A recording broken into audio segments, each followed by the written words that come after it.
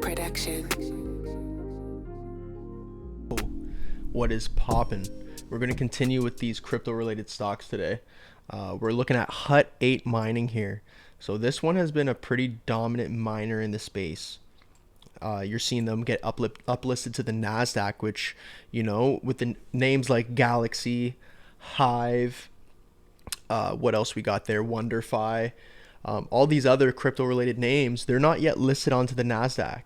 That's a big advantage for Hut, in my opinion. So that's like a big catalyst that I'm gonna like lift them up higher onto my like list here. Like I definitely want to be gathering shares of Hut while they're down, right? Like if we look from the very highs, this stock is down massive. So they're just clearly undervalued, right? 89, 90% down. Crypto bear markets are where you gather like shares or coins of assets that you have conviction in. And if you understand the Bitcoin technology and you realize like how important miners are in the space, I think this one's like a no-brainer. You're seeing it at levels at right $2.33 a share. And if we're looking at, for example, the Fibonacci retracement tool from the very high, it's pretty much giving us an average mean price of approximately 8.50 to like $10 a share.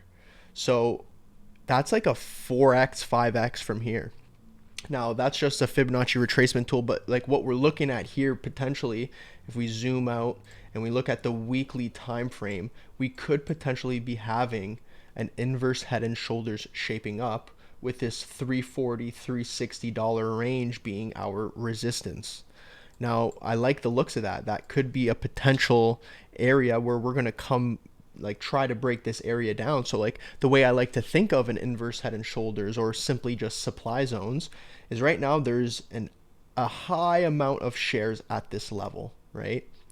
We'll make up a number. I don't know the exact number. This is just me making things up. But let's say there's 10 million shares here at this level.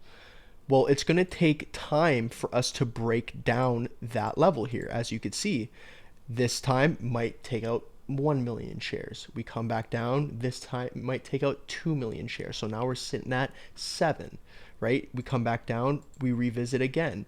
This might now be 5 million shares. If you get what I'm trying to say, is it's going to take some time for us weakening this zone for it to flip into a demand zone. So if you're looking at crypto related stocks and you want to get into some of these names that are quite undervalued, this one here seems to be pretty evident that being at 232 and we're still trying to break this zone of $3.30, there's a easy potential trade idea here where you enter now and that's a 57% trade if we break this zone, right? And our nearest resistance after that is going to be $4.50, $4.60. So there's a doubler here waiting potentially. So I really like the looks of this name. If we look at the 8 EMA and the 21 EMA, I want to see what that looks like on this chart here. So we have the 8 EMA where we've broken above it and we're trying to hold that 8 EMA on the weekly perspective. And if we look at the 21 EMA and we break that down, we're about to get a bullish cross on the 8 to 21 EMA. Right, so as you can see here, there's a bullish cross where the 8 crosses above the 21 and it creates a large rampant increase in price. Same thing happens here. Again, we had the bearish cross of the 8 and 21 EMAs and it's been a downtrend since. So we're looking at over a year of downtrending. It could take some more time below this $3.30 range to develop a base, but if you're looking at this long term, I think Hut 8 mining could be a sleeper pick here.